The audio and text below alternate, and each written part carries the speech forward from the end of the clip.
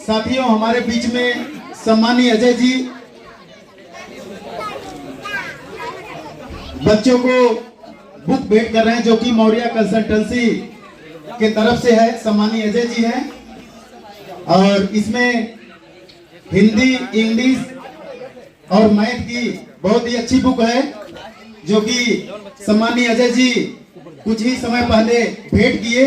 अब सम्मानीय जवाहर जी एवं हमारे सम्मानीय अमरनाथ जी निवेदन करेंगे कि कृपया आप भी बच्चों को जो बुक है, राकेश जी आप भी आ जाइए।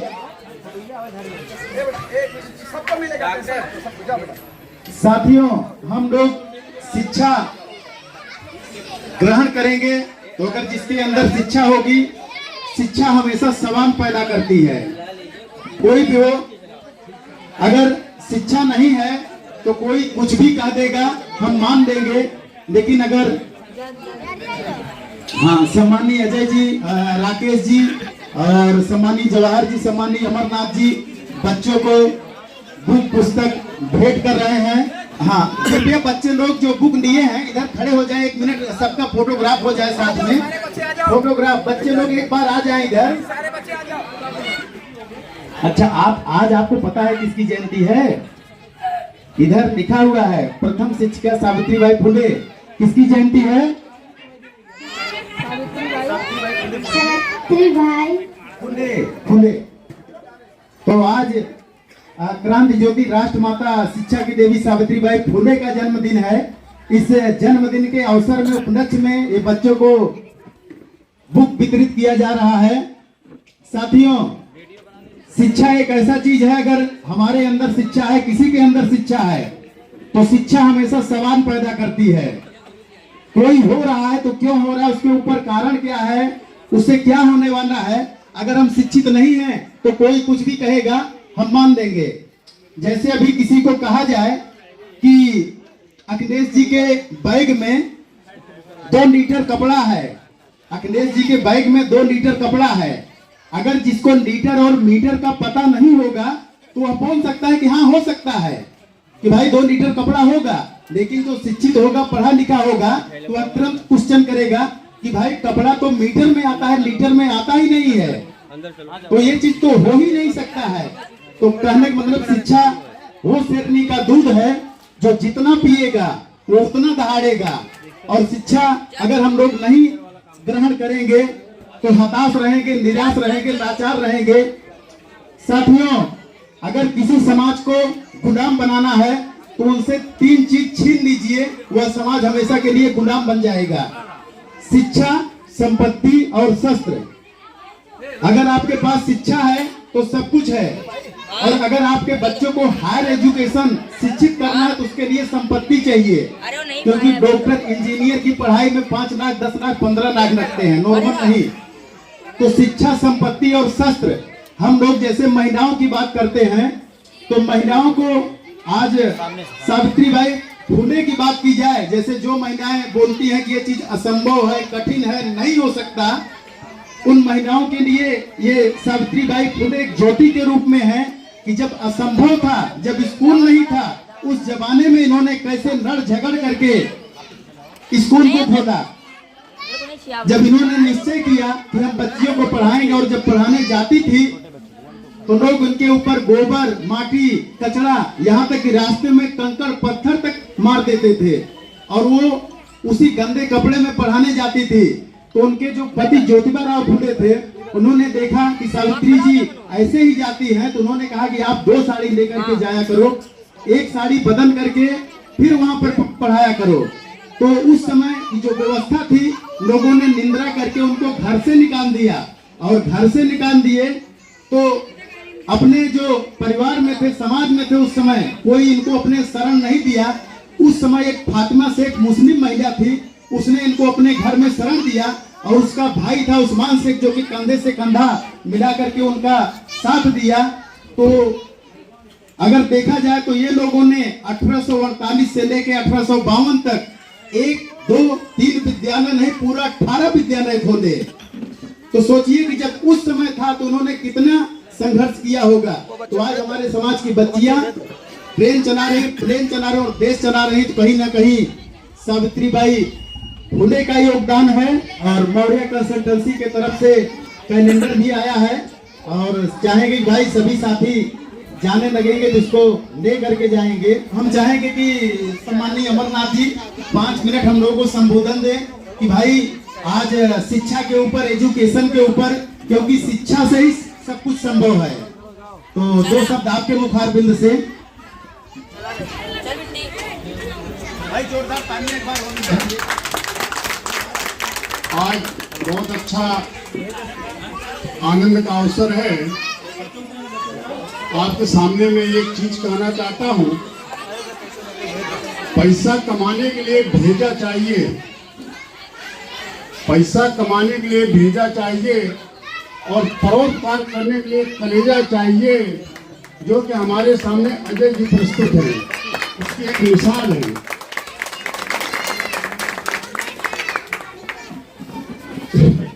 आज हमारे जितने फंक्शन में पहली बार शायद हमारी अजय जी से मुलाकात हुई है और इन्होंने हर जगह पर, हर अवसर पर अपना अच्छा से अच्छा योगदान इन्होंने दिया। तो भगवान से प्रार्थना करते हैं कि हमारे समाज में ऐसे अनमोल हीरे अपनी उपस्थिति समय समय पर दें। इसके लिए मैं अजय जी को धन्यवाद देता हूँ। हाँ, अब रही बात शिक्षा की, तो शिक्षा के बारे में आपको मैं ये कहना चाहता हूँ कि जब भारत स्वतंत्र हुआ था तो हमारी जो शिक्षा की परसेंटेज थी, आपको शायद नहीं मालूम होगा, हमारे कास्ट की शिक्षा की परसेंटेज थी 0.50। और आज की परिस्थिति में, आज जहां हम खड़े हैं, यहाँ हमारे समाज की शिक्षा के परसेंटेज 27%। इसके आपको गर्व होना चाहिए कि हमारा समाज शिक्षा में कितना विकास किया आज 60-70 सालों में। तो ये जो देन असल में जो हमारे सामने दिखाई पड़ती है, ये इसका श्रेय अगर किसी को जाता है तो ज्योतिबा को, जो सावित्रीबाई फुले को जाता है, जो उन्होंने इतने संघर्ष के साथ में शिक्षा का प्रचार प्रसार किया। आज तो अच्छा सुनहरा अवसर आपके हाथ में है। आप कहीं भी शिक्षा कर सकते हैं, कोई विरोध नहीं है। कहीं भी शिक्षा दे सकते हैं, कोई विरोध नहीं है। कहीं आप अपने समाज का कॉलेज खोल सकते हैं, कोई विरोध नहीं है। लेकिन उस अदम परिस्थितियों में जो सावित्रीबाई ने जो साहस किया, उसके लिए हम बार बार नमन और धन्यवाद देते हैं। आज की ऐसी परिस्थितियां हैं कि जो सबसे बड़े, अगर हमारे समाज की कोई जड़ में कोई ताकत होनी चाहिए तो शिक्षा की है। जो कि आज हमारे लोग इतने जागरूक हुए हैं, कोई ट्यूशन खोल रहे हैं, कोई कॉलेज खोल रहे हैं, कोई शिक्षा खोल रहे हैं, तो शिक्षा का प्रचार प्रसार करने से अपना जो बीच का अंधविश्वास वो हट जाता है। एक चीज क्लियर मैं आपको बता दूं, हम कोई भी प्रसंग करते हैं तो पहला बात बोलते हैं जूता निकाल दो। मंदिर में जाते हैं, बोर्ड लगा हुआ भाई जूता निकाल दो। जूता तो निकाल, जूता आपके पैर की सुरक्षा करता है, लेकिन मन के अंदर जो क्लेश, कलह, क्रोध, सारी बुराइयों लेकर हम मंदिर में जाते हैं, तो हम तो ये कहते हैं बोर्ड ये लगना चाहिए कि अपने मन के क्रोध कसाय निकाल के तब अंदर आओ, जूता पहनो, तुमको कोई आपत्ति नहीं है। तो आज शिक्षा का प्रचार प्रसार हमारे युवा साथी लोग, जैसे डॉक्टर साहब हैं, कमलेश भाई हैं, और अपने भाई साहब का नाम मैं भूल गया, सुरेश भाई हैं, ये जो कर रहे हैं वास्तव में सराहनीय है और ऐसा होना चाहिए। और सुरेश भाई तो सूरत के लोगों ने जो जगाया, लोगों को जो जगाया है, उसके लिए हम जितना धन्यवाद दें शायद उतना धन्यवाद कम पड़ जाएगा। हमारे सम्राट कॉरपोरेशन के श्री सुरेश भाई हैं, उन्होंने इस काम में इतना बड़ा सहयोग दिया है और वो सहयोग हम किसी चीज से आंक नहीं सकते। उनके साथी श्री बोधनाथ जी हैं, उन्होंने बहुत बहुत अथक परिश्रम करके इस काम को आगे बढ़ाया। और हमारे जो प्रिय साथी श्री राकेश जी हैं, जवाहिर भाई हैं, भोलानाथ जी हैं, अजय भाई हैं, और सारे जितने हमारे साथी जिनका हम नाम जाने न जाने, लेकिन सूरत का गौरव इन्होंने जो बढ़ाया है, इसके लिए खूब खूब धन्यवाद, बधाई। भाई जोरदार तालियां। अगर हमारे मन से काम, क्रोध, यह सब नहीं गया अहंकार नहीं गया, सब नहीं गया, तो हम चाहे जूता पहने या निकाल के जाएं, कोई फर्क नहीं पड़ता। मन शुद्ध होना चाहिए। और बहुत ही अच्छा। और साथियों, अगर सावित्रीबाई फुले की बात करें तो एक शायरी के माध्यम से कि अपनी मासूमियत को शक्ति में ढाल देती हैं, काम जैसा भी दो कर कमान देती हैं, और जब भी कहीं बेटे घुटने को टेक देते हैं तो बेटियां आकर के तिरंगा संभाल देती हैं। ये क्यों संभाल देती हैं? क्योंकि ये शिक्षा की देन है और सावित्रीबाई फुले का सारा सहयोग जाता है। तो साथियों, चुनौतियों के वार को सहना पड़ेगा, चुनौतियों के वार को सहना पड़ेगा, सच को सच तुम्हें कहना पड़ेगा। दुनिया दो नाव पे पांव रखती है, तुम्हें एक ही नाव पर पांव रखना ही पड़ेगा। अब हम सम्माननीय जवाहर जी से निवेदन करेंगे कि भाई आज शिक्षा का दिन है, शिक्षा की ज्योति जलाने वाली सावित्रीबाई फुले का दिन है, तो हम लोगों को कुछ मार्गदर्शन दें, संबोधित करें। सज्जनों, थोड़ा 2-3 बार बोलिए नमो बुद्धाय, खाते खाते बोलिए ना, नमो बुद्धाय, नमो बुद्धाय। नमो बुद्धाय का मतलब होता है मैं आपकी सद्बुद्धि को नमन करता हूं। इसलिए मैं आप सब लोगों की सद्बुद्धि को एक साथ में नमन कर रहा हूं। सबसे पहले मैं अपने सभी महापुरुषों को नमन करते हुए, आज सावित्रीबाई फुले का जन्म दिवस है और साथ में उनके पति श्री ज्योतिबाराव फुले को मैं 1000 बार नमन करता हूं, क्योंकि इन्होंने ये दोनों परिवार मिलके ऐसी ज्योति जगाई भारत में कि एसटी, एससी, ओबीसी और महिलाएं जिनको पढ़ने का अधिकार नहीं था, एसटी, एससी, ओबीसी और महिलाएं, इनको पढ़ने का अधिकार नहीं था और ये लोगों ने अपनी भरसक लड़ाई से उसको प्राप्त किया। स्कूल खोला, पढ़ाने का काम पहले किया, 1000 परेशानियों को झेलते हुए, जो परेशानी सभी लोग जानते हैं। सज्जनों, आज सबको पढ़ाई लिखाई आराम से मिल रही है, इसलिए इस महान शक्ति को सब भूल गए हैं।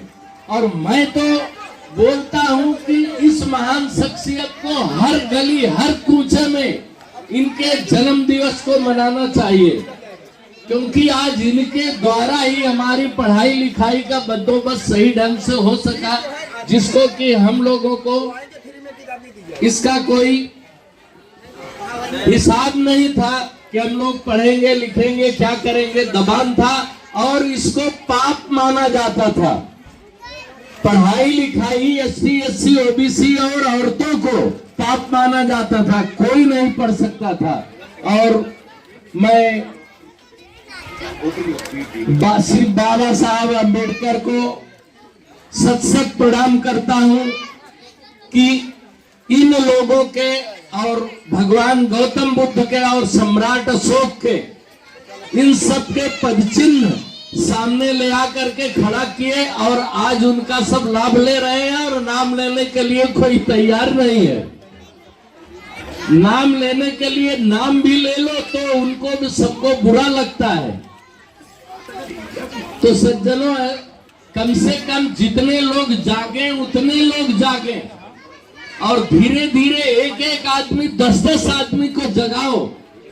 जिस समाज को, जिस कौम को अपना पुराना इतिहास नहीं मालूम है, वो कौम अपने समाज को दफना देगी, वो कौम कभी आगे नहीं जा सकती। इसलिए अपने